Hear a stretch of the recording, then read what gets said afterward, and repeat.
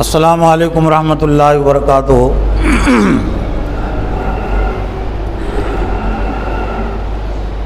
الحمد للہ نحمدہ ونستعینہ ونستغفرہ ونؤمن بہ ونتوکل علیہ ونعوذ باللہ من شرور انفسنا ومن سیئات اعمالنا۔ قال اللہ تعالی فی القرآن المجید والفرقان الحمید۔ فاعوذ باللہ من الشیطان الرجیم۔ بسم اللہ الرحمن الرحیم۔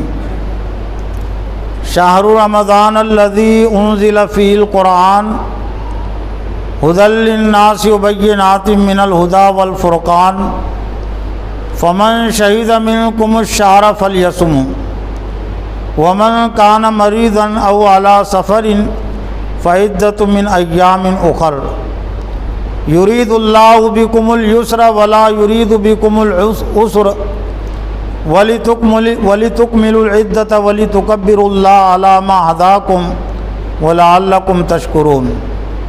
صدق اللہ العظیم۔ وقال النبی صلی اللہ علیہ وسلم اذا دخل رمضان فتحت ابواب الجنہ وفی روایت فتحت ابواب الرحمہ وغلقت ابواب جہنم او کما قال علیہ الصلاۃ والسلام۔ معزز و محترم دینی بھائیوں، بزرگوں، نوجوانوں، خواتین اور بچوں، آج کا یہ جمعہ اس لحاظ سے بھی اہمیت کا حامل ہے کہ ایک طرح سے اس جمعہ کو اور جمعہ کے خطبے کو استقبال رمضان کا عنوان دیا جا سکتا ہے۔ 3-4 روز کے بعد ہی ماہ رمضان کا باضابطہ آغاز ہو جائے گا، اور ہم اچھی طرح جانتے ہیں کہ رمضان کا مہینہ عام مہینوں کی طرح کوئی مہینہ نہیں ہے۔ رمضان کے دن عام دنوں کی طرح کوئی دن نہیں ہے، نہ رمضان کے دن عام دنوں کی طرح کوئی دن ہے، نہ رمضان کی راتیں عام راتوں کی طرح راتیں ہیں۔ رمضان کا مہینہ امت مسلمہ کے لیے ایک عظیم پیغام اور پروگرام لے کر آتا ہے۔ اگرچہ ماہ رمضان کا جب آغاز ہوگا تو اس میں 4 جمعہ یقیناً آئیں گے، اور ان 4 جمعہ کے مناسبت سے رمضان کے جو اہم عنوان اور تقاضے بنتے ہیں، ان تقاضوں اور ان عنوانات پر خطبہ جمعہ کے ذریعے سے روشنی ڈالی جائے گی، اور نہ صرف وہ خطبہ جمعہ کے ذریعے سے بلکہ عام طور سے جو دروس قرآن ہوتے ہیں ماہ رمضان میں، اور اسی طرح سے حدیث کے جو درس ہوتے ہیں، ان میں بھی رمضان ہی کو عنوان اور موضوع بنایا جاتا ہے۔ اس لیے میں نے مناسب سمجھا کہ خود میری اپنی تذکیر توجہ کے لیے، آپ کی تذکیر اور توجہ کے لیے، کہ ان باتوں پر ہم غور و فکر کریں، ان باتوں کی طرف ہم توجہ دیں جو باتیں رمضان میں بنیادی طور سے شامل اور داخل ہے۔ یعنی رمضان سے متعلق ہم کچھ حیثیتوں کا ہم تعین کریں۔ جب تک کہ ہم رمضان کی حیثیت کا تعین نہیں کرتے، تب تک رمضان سے ہم استفادہ نہیں کر سکتے۔ تو میں نے ایک طالب علم کی ذمہ داری کے لحاظ سے کہ دین کے ایک طالب علم پر کیا ذمہ داری عائد ہوتی ہے، پھر ایک معلم اور خطیب پر کیا ذمہ داری عائد ہوتی ہے، اس حیثیت سے قرآن و حدیث کی روشنی میں اور ماہ رمضان کے پیغام اور تقاضوں کو سامنے رکھ کر میں نے مناسب سمجھا، اور جو خلاصہ سامنے آتا ہے ماہ رمضان سے متعلق، جو تقاضا سامنے آتا ہے، تو ایک طرح سے 6 عنوانات اور 6 عوامل کا کردار ہے ماہ رمضان سے متعلق، اور ایک مسلمان پر یہ ذمہ داری عائد ہوتی ہے کہ وہ ان 6 عنوانات اور 6 باتوں کے متعلق غور و فکر کرے۔ اگر ہم نے ان 6 باتوں کی حیثیت کو متعین کر لیا تو پھر رمضان سے ہم استفادہ کر سکتے ہیں، رمضان سے ہم فائدہ اٹھا سکتے ہیں۔ جو سب سے پہلی حیثیت ماہ رمضان سے متعلق بنتی ہے اور اس کا تعین ضروری ہے، وہ یہ کہ رمضان دینی اور ایمانی لحاظ سے کیا ہے۔ ہم اچھی طرح جانتے ہیں کہ یہ ایک مہینے کا نام ہے، لیکن یہ صرف ایک مہینے کا نام نہیں، اس کا ایک صفاتی نام ہے۔ شہر رمضان الذی انزل فیہ القرآن، رمضان وہ مہینہ ہے جس میں قرآن نازل کیا گیا۔ تو گویا کہ رمضان کو جو نام دیا جا سکتا ہے قرآن و حدیث کی روشنی میں، وہ یہ کہ ماہ رمضان پوری امت مسلمہ کے لیے ایک ماہی تعلیمی تربیتی اجتماع ہے، ایک مہینے کا تعلیمی تربیتی اجتماع۔ اس کے دن بھی اجتماع میں شامل ہے اور اس کی راتیں بھی اجتماع میں شامل ہے، دینی اجتماع، تعلیمی تربیت کا اجتماع۔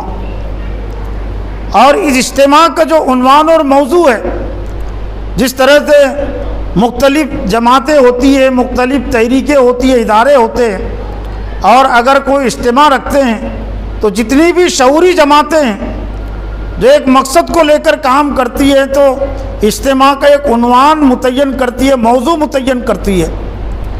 تو قرآن و حدیث کی روشنی میں اس ایک مہینے کے اجتماع کا جو عنوان اور موضوع بنتا ہے، یہ اللہ تعالیٰ نے اس مہینے کے اجتماع کا جس کو عنوان اور موضوع قرار دیا وہ خود قرآن مجید ہے۔ کس ایک مہینے کا اصل عنوان اور موضوع ہے کلام اللہ، اللہ کا کلام قرآن مجید۔ اور ہر اجتماع کا ایک مقصد ہوتا ہے، صرف عنوان ہی نہیں ہوتا، ایک مقصد ہوتا ہے۔ تو اگر ہم مقصد کو سمجھنے کی کوشش کریں تو اس ایک مہینے کے اجتماع کے ذریعے سے اللہ جو چاہتا ہے، اسلام جو چاہتا ہے، وہ یہ کہ امت مسلمہ میں تقوی پیدا کرنا، لعلکم تتقون، تاکہ تمہارے اندر تقوی پیدا ہو۔ اور کیوں تقوی پیدا کرنا؟ اس لیے کہ تقوی کے بغیر کسی کو جنت نہیں مل سکتی۔ وَسَارِعُوا إِلَىٰ مَغْفِرَةٍ مِّن رَبِّكُمْ وَجَنَّةٍ عَرْضُهَا السَّمَاوَاتُ وَالْأَرْضُ أُعِدَّتْ لِلْمُتَّقِينَ، دوڑو اللہ کی مغفرت کی طرف اور جنت کی طرف جس کا پھیلاؤ، جس کی وسعت آسمان اور زمین ہے، لیکن وہ تیار کی گئی ہے متقین کے لیے۔ وَأُعِدَّتْ لِلْمُتَّقِينَ، متقین کے لیے۔ گویا کہ غیر متقی لوگوں کو جنت کی توقع نہیں کرنی چاہیے، جنت کی آرزو اور تمنا ان کو نہیں کرنی چاہیے، اور نہ جنت کی دعا کرنی چاہیے، اس لیے کہ دعا کریں گے تو دعا کا مذاق ہوگا، اس لیے کہ اللہ اپنے وعدے کی خلاف ورزی نہیں کرنے والا ہے۔ جنت اس نے تیار کی متقین کے لیے، وَأُعِدَّتْ لِلْمُتَّقِينَ۔ تب ہر مومن کو، ہر مسلمان کو متقی بننا ضروری ہے۔ تو اس ایک مہینے کے اجتماع کے ذریعے سے اسلام پوری امت مسلمہ میں تقوی پیدا کرنا چاہتا ہے، مسلمانوں کو، امت مسلمہ کو اسلام متقی بنانا چاہتا ہے۔ اب گویا کہ یہ رمضان کی یہ حیثیت متعین ہو گئی، لیکن حیثیت کو ذہن اور دماغوں میں بٹھانے کے لیے امت مسلمہ میں ماہ رمضان کی جو ناقص حیثیتیں ہیں یا جو ادھورا تصور ہے، مفہوم مطلب ہے، ساتھ میں ساتھ اس کا ازالہ بھی ضروری ہے۔ تعلیم و تربیت کا اور زراعت کا، کاشتکاری کا آپس میں بہت گہرا تعلق و ربط ہے۔ ایک کاشتکار کو دو کام کرنے پڑتے ہیں بیک وقت، زمین کی صفائی بھی، پودے کو نشو و نما دینے کے لیے پانی کا انتظام، کھاد کا انتظام، لیکن اس کے ساتھ ساتھ ایک اور کام بھی کرنا پڑتا ہے۔ جو خودرو پودے اگتے رہتے ہیں اور جو صحیح پودوں کو نقصان پہنچاتے، دبا دیتے ہیں، اس کی طاقت اور قوت کو گھٹا دیتے ہیں، تو اس کو نکالتے رہنا۔ تو ایسے ہی امت مسلمہ میں ماہ رمضان کے متعلق جو الگ الگ حیثیتیں ہیں، حالانکہ پورے طور سے غلط نہیں، لیکن وہ حیثیتیں رکاوٹ بنتی ہیں۔ عام طور سے رمضان کا جو تعارف ہے وہ یہ کہ یہ خیر و برکت کا مہینہ ہے، عبادت کا مہینہ ہے، روزے کا مہینہ ہے۔ یقیناً خیر و برکت کا مہینہ بھی ہے، عبادت کا مہینہ بھی ہے، لیکن یہ اجزاء ہیں۔ جس طرح سے ایک پیڑ ہوتا ہے، درخت ہوتا ہے، اور اس کو بہت ساری ٹہنیاں ہوتی ہے، لیکن پیڑ کو نظر انداز کر کے، بنیاد کو نظر انداز کر کے کوئی تعمیر کو آپ نہیں سمجھ سکتے۔ صرف وہ دیواروں اور چھت کے ذریعے سے آپ تعمیر کا اصل تعارف حاصل نہیں کر سکتے۔ ٹہنیوں کی بنیاد پر کوئی درخت کا صحیح تعارف حاصل نہیں کر سکتا۔ تو رمضان سے متعلق جو بنیادی چیز ہے، ان بنیادی چیزوں کا لحاظ اور خیال بھی ضروری ہے۔ چنانچہ یہ تعارف جب غالب آ گیا کہ عبادات کا مہینہ ہے، اجر ثواب کا مہینہ ہے، تو پھر کچھ نہ کچھ عبادات میں اضافہ تو ہو جاتا ہے، لیکن اس کو قرآن کے مہینے کے طور پر ابھی نہیں سمجھا گیا۔ یہ اصل رمضان کا مہینہ قرآن کا مہینہ ہے، یہ تقوی کے پیدا کرنے کا مہینہ ہے۔ تو جب قرآن نظر انداز ہو گیا اور تقوی نظر انداز ہو گیا تو سب تلاوت بھی باقی ہے، روزے بھی باقی ہے، اور نماز تراویح باقی ہے، لیکن ذہن اور دماغ جس طرح سے قرآن کے پیغام تھے وہ رمضان کے آغاز میں وہ خالی تھے۔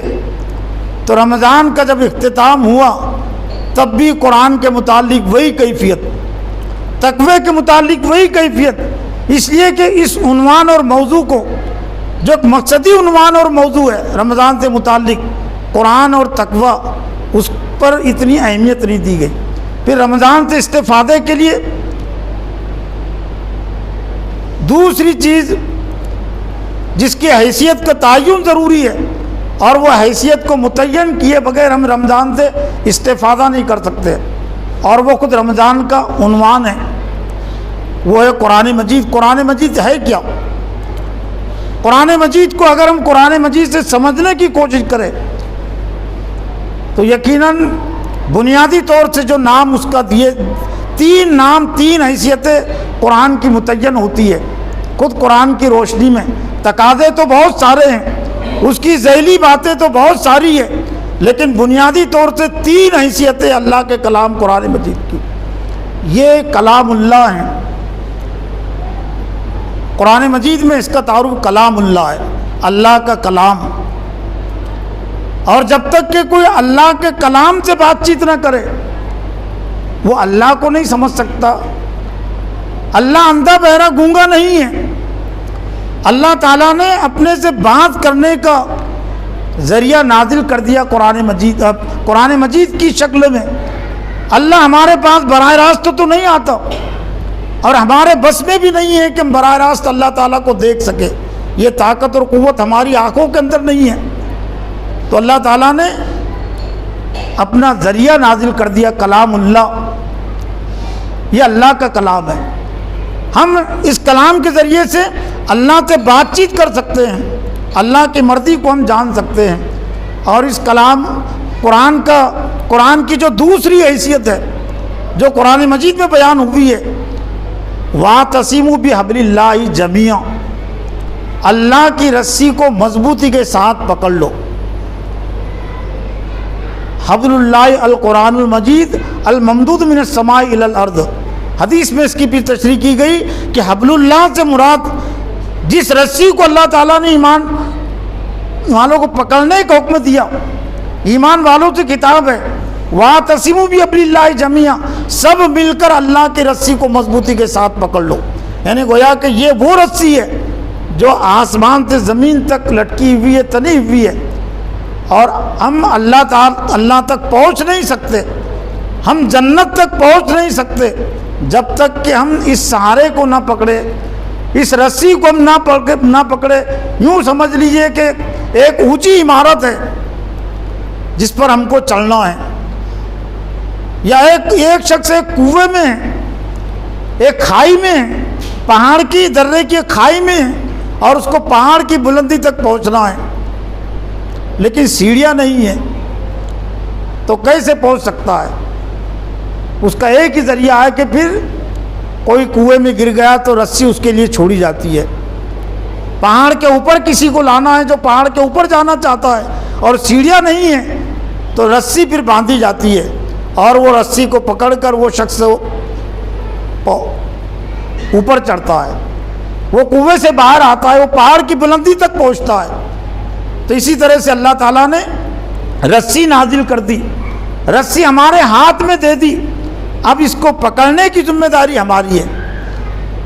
اور اس قرآن مجید کی ایک حیثیت وہ ذکر اللہ ہے، ولا ذکر اللہ اکبر، اللہ کا ذکر سب سے بڑا ہے. ذکر کے معنی اللہ کو یاد کرنا، اللہ کو یاد رکھنا. اللہ کو اگر ہم یاد کرنا چاہتے ہیں، یاد رکھنا چاہتے ہیں، تو اللہ کے کلام کو یاد کرنا، کلام کو یاد رکھنا ضروری ہے. اور یہی مفہوم مطلب ہے فَاذْكُرُونِی اذْکُرْکُم کا، کہ تم مجھے یاد رکھو میں تمہیں یاد رکھوں گا. تم میرے کلام کو یاد رکھو، تم میرے کلام کی مرضی کو پورا کرو تو میں بھی تمہاری مرضی کو پورا کروں گا. تو یہ اللہ کے کلام کے متعلق یہ بنیادی حیثیت کا تعین بھی ضروری ہے. پھر ماہ رمضان سے متعلق ایک دوسرے تعارف کو بھی سامنے رکھنا ضروری ہے. ایک آنکھ سے ہم دیکھتے ہیں تو ایک ہی پہلو سامنے آیا، دو چیزیں ہوتی ہیں ہر چیز میں، دو حیثیتیں ہوتی ہیں. ہر چیز کے ساتھ ایک منکر ہے، ہر چیز کے ساتھ ایک معروف ہے، بھلائی اور برائی. رمضان صرف وہ خیر و برکت کا مہینہ نہیں ہے، رمضان یہ عذاب میں اضافے کا مہینہ بھی ہے. اور حضور صلی اللہ علیہ وسلم نے فرمایا بعود من ادرک رمضان ولم یغفر، ہلاک اور برباد ہو جائے وہ شخص جو رمضان کا مہینہ پائے اور پھر بھی اس کی مغفرت نہ ہو. تو رمضان صرف وہ خوشی کا مہینہ ہی نہیں ہے، یہ وعید کا مہینہ بھی ہے، یہ ڈانٹ اور تنبیہ کا مہینہ بھی ہے. اگر کوئی اس کی قدر نہ کرے، وہ اجتماع کی مثال کو سامنے آپ رکھیں نا، ایک مہینے کا اجتماع اللہ تعالیٰ نے اس کو قرار دیا، تعلیمی تربیتی اجتماع. دنیا میں جو جماعتیں اجتماعات رکھتی ہے وہ اجتماع کی کوئی حیثیت نہیں، لیکن پھر بھی ہم سمجھ سکتے ہیں نا، عام حالتوں میں اجتماع کے علاوہ بھی چوری کرنا، گناہ کرنا، چغلی کرنا، غیبت کرنا گناہ ہے. لیکن اجتماع میں پہنچ کر اگر کوئی چوری کرے، اجتماع میں پہنچنے کے بعد نماز نہ پڑھے، اجتماع میں شریک نہیں ہے، اپنے گھر میں ہے، تو بھی نماز کو چھوڑنا گناہ ہے. لیکن اجتماع میں جب ہر طرف نماز پڑھنے کا ماحول ہے، نماز کی ادائیگی اس کے لیے آسان ہے اور چوری کرنا اس کے لیے مشکل ہے، لیکن پھر بھی اگر کوئی اجتماع میں گیا ہوا ہے اور اجتماع میں چوری کرنے میں مصروف ہے اور نماز وہ چھوڑ رہا ہے، تو کیا اس گناہ کی شدت نہیں بڑھے گی؟ گناہ کا وبال بڑھ جائے گا. مسجد میں اگر کوئی چوری کرے گا تو اس چوری کا وبال زیادہ بڑھے گا. مسجد میں آنے کے بعد پھر کوئی چغلی کرے گا، غیبت کرے گا، گناہ کا کام کرے گا، مسجد میں آنے کے بعد نماز نہیں پڑھے گا اور بغیر نماز پڑھے ہوئے مسجد سے نکل جائے گا، تو اس نے دوسروں مقابلے میں زیادہ گناہ کیا. یہی وجہ ہے کہ رمضان کا مہینہ پانے کے بعد، رمضان کا ایک مہینے کے اجتماع میں داخل ہونے کے بعد اگر کوئی اس کے تعلیمی تربیتی نظام سے اپنے آپ کو نہ جوڑے تو اللہ کا غضب اور عذاب اس پر بھڑکتا ہے. اور مثال کے ذریعے سے ہم اس کو بخوبی سمجھ سکتے ہیں. کوئی جان بوجھ کر روزہ توڑ دے بغیر کسی سبب کے، تو حدیث میں اس کا جو کفارہ اس کا جو جرمانہ بیان کیا گیا، 1 روزے کے بدلے میں 60 روزے اس کو رکھنے ہوں گے، اور کس حالت اور کس کیفیت میں؟ بغیر ناگے کے، بغیر کھڑا کیے ہوئے 50 روزے اس نے رکھے اور بیچ میں چھوڑ دیا، اب نئے سرے سے اس کو گنتی پوری کرنی ہوگی۔ کیوں؟ یہ سزا کیوں ہے اس کے لیے؟ عام دنوں میں اگر کوئی روزہ رکھ کر توڑ دے گا، شوال کے مہینے میں اگر کسی نے روزہ رکھ کر توڑ دیا بغیر کسی سبب کے، یہ 60 روزوں کا جرمانہ اس پر نہیں ہے۔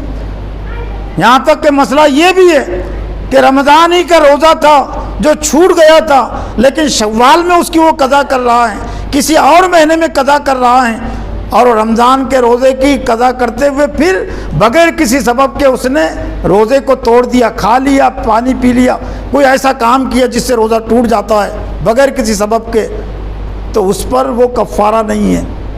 گناہ اس نے کیا، جرم کیا، لیکن وہ کفارہ اس پر نہیں ہے، وہ جرمانہ اس پر، وہ 60 روزوں کا کفارہ جرمانہ اس پر نہیں ہے۔ یہ جرمانہ اور کفارہ صرف رمضان کی عظمت کی وجہ ہے، رمضان کی عظمت کی وجہ سے، کہ چونکہ اس نے رمضان کی توہین کی، اس نے مقدس مہینے کی توہین کی، اس نے اللہ کے اجتماع کی توہین کی، کہ اللہ کے اجتماع میں شریک ہونے کے باوجود پھر اللہ کی نافرمانی کو اس نے دعوت دی، تو 1 روزے کے بدلے میں 60 روزے کی قضا اس کو کرنی پڑیں گے، 60 روزے اس کو رکھنے پڑیں گے۔ اس سے ہم بخوبی سمجھ سکتے ہیں کہ یہ مہینہ کس حیثیت کا ہے۔ اگر ہم اس کی قدر نہ کریں تو یہ ہماری تباہی اور بربادی کے لیے کافی ہے۔ جیسا کہ حضور صلی اللہ علیہ وسلم فرمایا، ہلاک اور برباد ہو جائے شخص جو رمضان کا مہینہ پائے اور پھر بھی اس کی مغفرت نہ ہو۔ پھر تیسری حیثیت جس کا تعین ضروری ہے، اور جب تک کہ ہم اس حیثیت کو متعین نہیں کرتے رمضان سے ہم استفادہ نہیں کر سکتے، اور وہ جو حیثیت ہے وہ یہ کہ دین اسلام کی حیثیت کیا ہے۔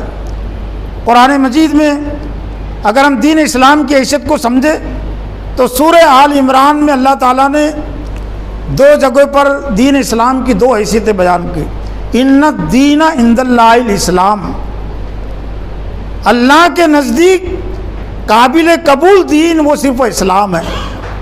اور دوسری حیثیت سورہ آل عمران ہی میں وَمَن يَبْتَغِ غَيْرَ الْإِسْلَامِ دِينًا فَلَن يُقْبَلَ مِنْهُ وَهُوَ فِي الْآخِرَةِ مِنَ الْخَاسِرِينَ، جو اسلام کے علاوہ کوئی اور دین اختیار کرے گا، کوئی اور طریقہ اختیار کرے گا تو ہرگز وہ قبول نہیں کیا جائے گا۔ وَهُوَ فِي الْآخِرَةِ مِنَ الْخَاسِرِينَ، اور آخرت میں وہ نقصان اٹھانے والوں میں سے ہے۔ دنیا میں بھی نقصان ہوتا ہے دین اسلام کو نظر انداز کرنے کا۔ اور تیسری حیثیت جو سورہ مائدہ میں اللہ تعالیٰ نے متعین کی، الیوم اکملت لکم دینکم واتممت علیکم نعمتی ورضیت لکم الاسلام دینا، آج میں نے تمہارے لیے تمہارے دین کو متعین کر دیا، مکمل کر دیا۔ لیکن مسئلہ یہ کہ وہی ہر چیز کے ساتھ ایک ناقص تصور ہمارے ذہن اور دماغوں میں، دین کے متعلق بھی ناقص تصور ہے، جس طرح سے رمضان کے متعلق ناقص تصور ہے، قرآن کے متعلق بھی ناقص تصور ہے کہ صرف وہ تلاوت کی کتاب ہے، صرف اجر ثواب کی کتاب ہے، ایصال ثواب کی کتاب ہے، مردوں کو بخشوانے کی کتاب ہے، کوئی بیمار ہو گیا تو صرف اور اس پر پڑھنے کی کتاب ہے، اور کوئی آخری حالت میں ہے، نزا کی حالت میں ہے تو سورہ یاسین پڑھنے کی کتاب ہے، جبکہ یہ قرآن مجید کا تعارف نہیں ہے۔ لعلکم تعقلون، لعلکم تہتدون، یہ اصل قرآن مجید کا تعارف حیثیت ہے کہ تم اس سے ہدایت حاصل کرو اور تم اس کو سمجھو۔ دین کا مفہوم مطلب عام طور سے جو ذہن میں ہے عام مسلمانوں میں، عام خواتین میں، کہ دین کا مطلب نماز پڑھنا، روزہ رکھنا، زکوٰۃ دینا، حج کرنا، یہی مفہوم، یہی مطلب ہے۔ دین کا مطلب نماز پڑھنا، روزہ رکھنا، زکوٰۃ دینا، حج کرنا۔ تو سوال یہ ہے کہ نماز کے لیے صلاۃ کے الفاظ ہیں قرآن میں، روزے کے لیے صوم کے الفاظ ہیں، زکوٰۃ کے لیے زکوٰۃ کے الفاظ ہیں، حج کے لیے حج کے الفاظ ہیں، پھر دین کس بلا کا نام ہے، کس چیز کا نام ہے؟ دین کے معنی طریقے زندگی، ضابطے زندگی، دستور زندگی۔ تو دین اسلام کی حیثیت کا تعین بھی ضروری ہے کہ وہ طریقے زندگی جو پوری زندگی پر محیط ہے، اور اس کے بغیر اللہ کی رضا خوشنودی حاصل نہیں ہو سکتی، اور وہ دین مکمل ہو گیا حضور صلی اللہ علیہ وسلم کے دور میں، اور تکمیل کا اللہ تعالیٰ نے اعلان کر دیا، اور اپنی رضا اور خوشنودی کا اعلان بھی مشروط کیا، وَرَضِيتُ لَكُمُ الْإِسْلَامَ دِينًا، اور میں اس حیثیت سے تم سے راضی ہوں کہ تمہارے لیے زندگی گزارنے کا طریقہ وہ صرف اسلام رہے۔ اور پھر ایک اور حیثیت کا تعین ضروری ہے رمضان سے استفادے کے لیے، اور وہ ہیں امت مسلمہ کی حیثیت، مسلمان اور امت مسلمہ۔ ایک فرد اگر کوئی ہے تو وہ ہے مسلمان، لیکن مسلمانوں کے مجموعے کا نام ہے، اجتماعیت کا نام ہے امت مسلمہ۔ امت مسلمہ کی حیثیت کیا ہے؟ امت مسلمہ کی قرآن مجید میں اللہ تعالیٰ نے دو حیثیتیں بیان کی۔ دو حیثیتوں میں سے سورہ مائدہ کی آیت نمبر 56 میں اللہ تعالیٰ نے جو حیثیت متعین کی، اس حیثیت کو اگر ہم سامنے رکھیں تو پھر رمضان کی ضرورت بھی اچھی طرح واضح ہو جاتی ہے، قرآن کی ضرورت بھی واضح ہو جاتی ہے، اور روزے کی ضرورت اور تراویح کی ضرورت بھی واضح ہو جاتی ہے۔ اور اس حیثیت کو اگر نظر انداز کر دے تو پھر رمضان کی کوئی ضرورت باقی نہیں رہتی، قرآن کی بھی کوئی ضرورت باقی نہیں ہے، روزے کی بھی کوئی ضرورت باقی نہیں ہے، تراویح کی بھی کوئی ضرورت باقی نہیں ہے۔ وہ حیثیت کیا متعین کی اللہ تعالیٰ نے؟ وَمَن يَتَوَلَّ اللَّهَ وَرَسُولَهُ وَالَّذِينَ آمَنُوا فَإِنَّ حِزْبَ اللَّهِ هُمُ الْغَالِبُونَ۔ اس سے پہلے کی آیت میں یہ بات تھی کہ انما ولیکم اللہ ورسولہ والذین آمنوا الذین یقیمون الصلاۃ ویؤتون الزکاۃ وہم راکعون۔ یہ سورہ مائدہ کے آیت نمبر 55 ہے کہ حقیقت میں تمہارا جو اصل ولی ہے، تمہارا جو اصل دوست ہے وہ اللہ ہے اور اس کا رسول ہے، اور وہ ایمان والے ہیں جو نمازوں کو قائم کرتے، زکوٰۃ دیتے ہیں اور اللہ کے سامنے جھکنے والے ہیں۔ اور پھر اس کے بعد کی آیت میں کہا گیا جس میں ہماری حیثیت اللہ تعالیٰ نے متعین کی بیان کی، وَمَن يَتَوَلَّ اللَّهَ وَرَسُولَهُ وَالَّذِينَ آمَنُوا، جو اللہ اور اس کے رسول کو اور ایمان والوں کا اپنا دوست بنا لے، فَإِنَّ حِزْبَ اللَّهِ، پس وہ اللہ کا لشکر ہے، ہم الغالبون، اور اللہ کا لشکر ہی غالب ہونے والا ہے۔ حزب کے معنی جنگ آذاب، اسی لیے اس کو جنگ آذاب کہتے ہیں، جنگ خندق کو، کہ عرب کے مختلف قبائل نے، مختلف لشکروں نے یک بارگی حملہ کیا تھا مدینے پر، تو اس وجہ سے اس کو جنگ آذاب بھی کہتے ہیں۔ اور قرآن مجید میں جس صورت میں اس جنگ کا تذکرہ ہے اس کا نام ہی سورہ آذاب، اور اسی کا واحد حزب، حزب اللہ۔ ہمارا اصل تعارف وہ حزب اللہ، اللہ کا لشکر ہے۔ اور لشکر کو کیا کرنا پڑتا ہے؟ لشکر کا ایک نظریہ ہوتا ہے، لشکر کے سامنے ایک نصب العین ہوتا ہے۔ ہر حکومت کا کوئی نہ کوئی لشکر ہوتا ہے، اور اس کے مد مقابل جو لشکر ہے، ہمارے مد مقابل، اسلام کے مد مقابل بھی ایک لشکر ہے، اور قرآن مجید میں اللہ تعالیٰ نے اس کو بھی بیان کیا، حزب الشیطان۔ حزب الشیطان اللہ کا لشکر، اللہ کا لشکر بھی اس دنیا میں ہے، اور حزب اللہ کو اب اللہ کے لشکر سے اس دنیا میں سانپ کا ہے، سامنا ہے۔ شیطان کا بھی ایک نظریہ ہے، ابلیس کا بھی ایک نظریہ ہے، اور اس کے نظریے کو لے کر جو ابلیس کے لشکر والے ہیں، جو ابلیس کے سپاہی ہیں، شیطان کے جو سپاہی ہیں، وہ اپنا کام کرتے رہتے ہیں۔ حزب اللہ کو اپنا کام کرتے رہنا چاہیے، لیکن یہ کام کرنے کے لیے کچھ صلاحیتوں کی ضرورت پڑتی ہے، کچھ طاقتوں کی ضرورت پڑتی ہے۔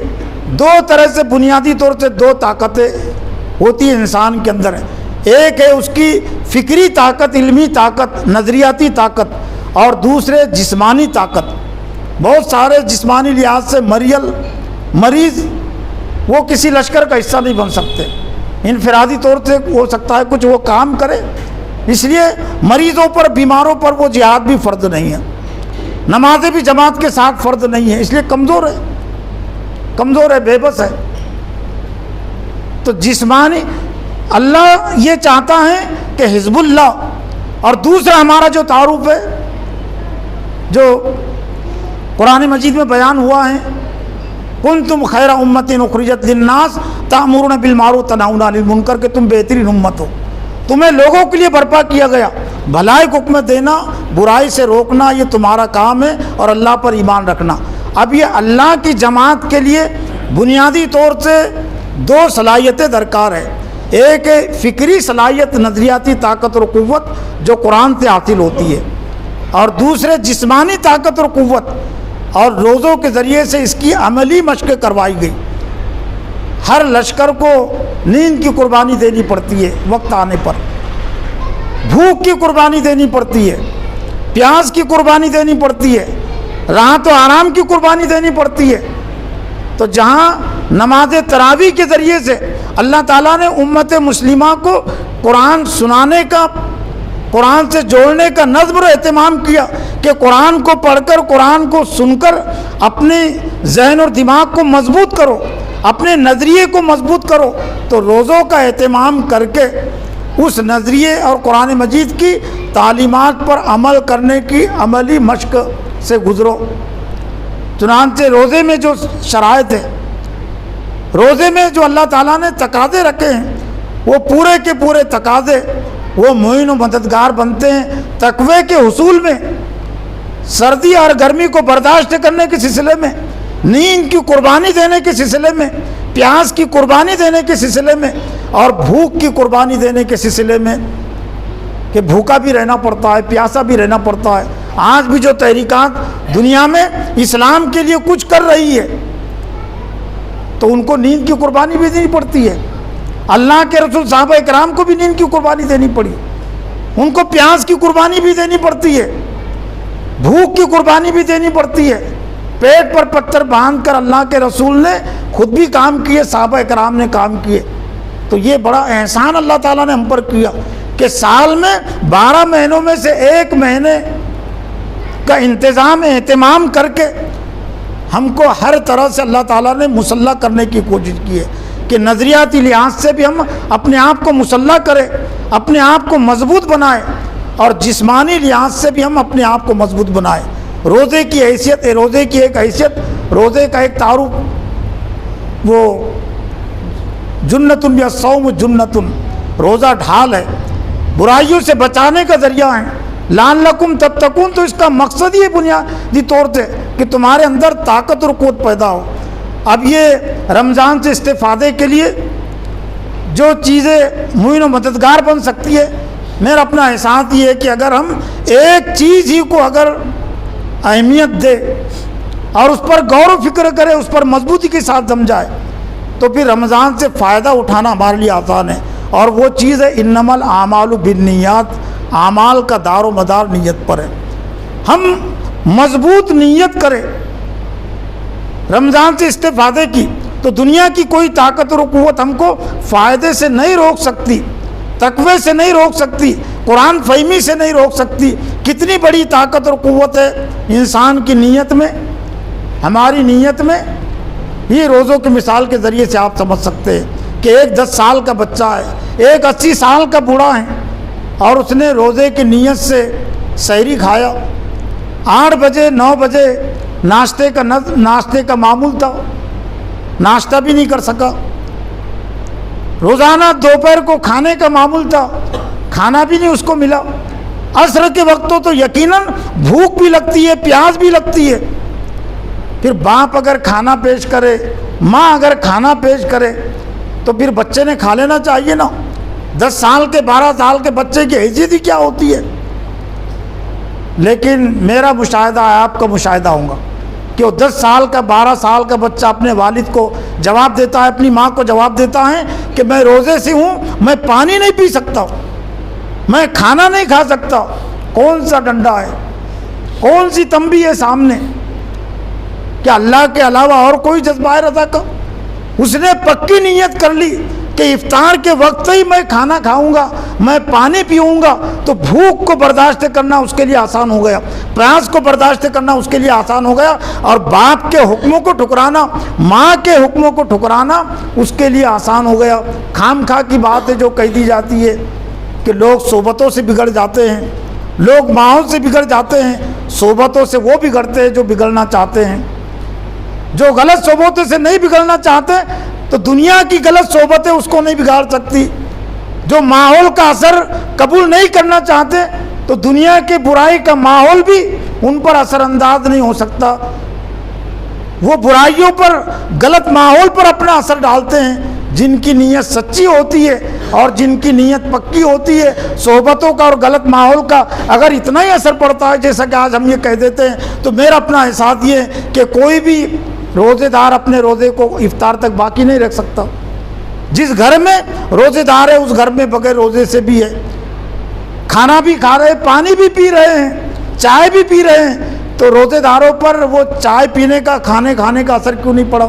جس گلی سے، جس شہر سے وہ گزر رہا ہے، جن ہوٹلوں کے سامنے سے گزر رہا ہے، تو سینکڑوں لوگوں کو پانی پیتے ہوئے دیکھ رہا ہے، چائے پیتے ہوئے دیکھ رہا ہے، کھانا کھاتے ہوئے دیکھ رہا ہے. تو کھانا کھانے کی طلب، چائے پینے کی طلب، پانی پینے کی طلب روزے داروں میں کیوں پیدا نہیں ہوئی؟ نیت نے مجبور کر دیا. انما الاعمال بالنیات، اعمال کا دار و مدار نیت پر ہے. تو اسی طرح سے اگر ہم نے مضبوط نیت کر لی رمضان کے روزے سے فائدہ اٹھانے کی، ایک مہینے کے اس اجتماع سے فائدہ اٹھانے کی، تو ہم بہت کچھ فائدہ اٹھا سکتے ہیں. اور جو فائدہ ہو سکتا ہے وہ تو انشاءاللہ رمضان میں جب اہم عنوانات آئیں گے اس حوالے سے باتیں ہوتی رہیں گی. لیکن شروع میں جو چیز ہو سکتی ہے قابل توجہ کہ قرآن مجید کی جو 30 پاروں کی جو تقسیم ہے، یہ علماء کرام نے، بزرگان دین نے جو تقسیم کی ہے. دور نبی میں جو قرآن مجید کی تقسیم تھی تو اس میں پارے نہیں تھے، اس کا وہ آیتیں تھی، صورتیں تھی اور رکوعات تھے اور منزلیں تھی. 7 منزلیں 7 دن میں عام طور سے صحابہ کرام قرآن مجید کو مکمل کرتے تھے. لیکن جب اسلام عرب کے باہر گیا، عجم کے علاقوں میں گیا اور قرآن سے ذرا بے رخی ہوئی، دوری ہوئی، تو پھر سہولت کے لیے اور خاص طور سے چونکہ رمضان میں قرآن مجید نازل ہوا تو رمضان سے خاص طور سے امت مسلمہ قرآن سے مکمل طور سے فائدہ اٹھائے. تو رمضان کے جو 30 دن ہوتے ہیں یا 29 دن ہوتے ہیں تو قرآن مجید کو انہوں نے 30 حصوں میں ترتیب دیا تاکہ ایک دن میں ایک پارے سے ہم استفادہ کریں. تو اگر ہم نے منصوبہ بندی کر لی کہ ایک دن میں ہم قرآن مجید کے ایک پارے کو ہم پڑھیں گے، سمجھ کر پڑھیں گے، تلاوت بھی کریں گے، اور تلاوت اگر نہیں آتی ہے کم از کم ہم ترجمہ اس کا پڑھیں گے، اور نہیں پڑھنا آتا ہے تو کسی سے پڑھوا کر اس کا ترجمہ ہم سنیں گے. تو ادھر رمضان کا مہینہ مکمل ہوا اور ادھر 30 پارے کا ترجمہ آپ کے ذہن اور دماغوں میں آ گیا. اور کوئی آپ کو قرآن کے نام پر، کوئی دین کے نام پر آپ کو نہیں بہکا سکتا، اس لیے کہ بنیادی احکام اور بنیادی تعلیمات آپ کے ذہن اور دماغوں میں آ گئی. اور 30 دن جو ہو سکتے ہیں، ایک تحقیق اور تفصیل طور پر یہ بھی ہو سکتا ہے کہ 30 عنوانات ہم منتخب کریں، عقیدہ توحید، عقیدہ رسالت، اور وہ عنوانات جو لازمی اور ضروری ہے، جو منکرات سے متعلق ہے، معروفات سے متعلق ہے، 30 عنوانات کا ہم تعین کر لے. اور اس میں طاغوت کو ہم ہرگز نہ چھوڑے. طاغوت سے واقفیت اور طاغوت سے بچنا، طاغوت کا انکار ایمان سے پہلے ہے. فمن یکفر بالطاغوت ویؤمن باللہ فقد استمسک بالعروۃ الوثقی. جس نے طاغوت کا انکار کیا اور اللہ پر ایمان لایا، تحقیق اسی نے اللہ کی رسی کو مضبوطی کے ساتھ پکڑا. تو عنوانات میں ہم شرک کے عنوان کو نہ چھوڑے، اس لیے کہ شرک زندگی میں تو ایمان کا کوئی اعتبار نہیں، طاغوت اگر زندگی میں ہے تو ایمان کا کوئی اعتبار نہیں. تو 30 عنوانات کا تعین کر کے 1 گھنٹہ کم از کم اس کے لیے ہم فارغ کریں. کسی کی تقریر کے ذریعے سے، کسی کتاب کے ذریعے سے ہم خود سن کر، خود پڑھ کر اس عنوان کا علم حاصل کریں، یا کسی سے پڑھوا کر ہم اس عنوان اور موضوع کا علم حاصل کریں. تو ادھر رمضان کا مہینہ مکمل ہوا اور ادھر 30 عنوانات ہمارے ذہن اور دماغوں میں آ گئے جو 30 خطبے میں آ سکتے ہیں. جو یوں سمجھ لیجئے کہ 6 مہینوں میں جو عنوانات آ سکتے ہیں ایک جمعہ کے ذریعے سے، 1 مہینے میں 1 گھنٹے کی منصوبہ بندی کے ذریعے سے ہمارے ذہن اور دماغوں میں آ گئے. اللہ سے دعا ہے کہ اللہ تعالیٰ مجھے اور آپ کو اس 1 مہینے کے اجتماع کی قدردانی کی توفیق عطا فرمائے، اور اس 1 مہینے کے اجتماع کے ناقدری سے ہم کو بچنے کی توفیق عطا فرمائے. وآخر دعوانا ان الحمد للہ رب العالمین.